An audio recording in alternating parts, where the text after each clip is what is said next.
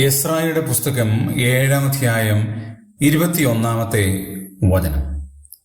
സ്വർഗത്തിലെ ദൈവത്തിന്റെ ന്യായപ്രമാണത്തിൽ ശാസ്ത്രിയായിരുന്ന യെസ്രാ പുരോഹിതൻ നിങ്ങളോട് ചോദിക്കുന്നതൊക്കെയും 100 താലന്ത് വെള്ളിയും 100 കോർ ഗോതമ്പും 100 ബത്ത് വീഞ്ഞും 100 ബത്ത് എണ്ണയും വരെയും.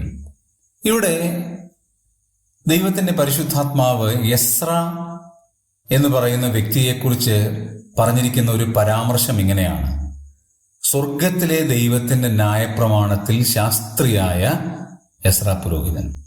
അദ്ദേഹം ഒരു ശാസ്ത്രിയാണ്, അദ്ദേഹം ഒരു പുരോഹിതനാണ്, ന്യായപ്രമാണത്തിൽ അഗാധമായ പാണ്ഡിത്യമുള്ള ഒരാളാണ്.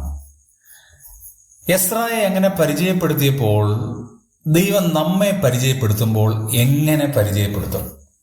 ദൈവത്തിന്റെ വചനത്തിൽ അവഗാഹമായ ജ്ഞാനമുള്ള ആൾ എന്നോ, ദൈവവചനം കൃത്യമായി അനുസരിക്കപ്പെട്ട ആൾ എന്നോ, ദൈവത്തിനു വേണ്ടി ജീവിക്കുവാൻ തുനിഞ്ഞ ഒരു വ്യക്തി എന്ന നിലയിലോ എങ്ങനെയാണ് നമ്മളെ പരിചയപ്പെടുത്തുവാനായിട്ട് ദൈവം ആഗ്രഹിക്കുന്നത്?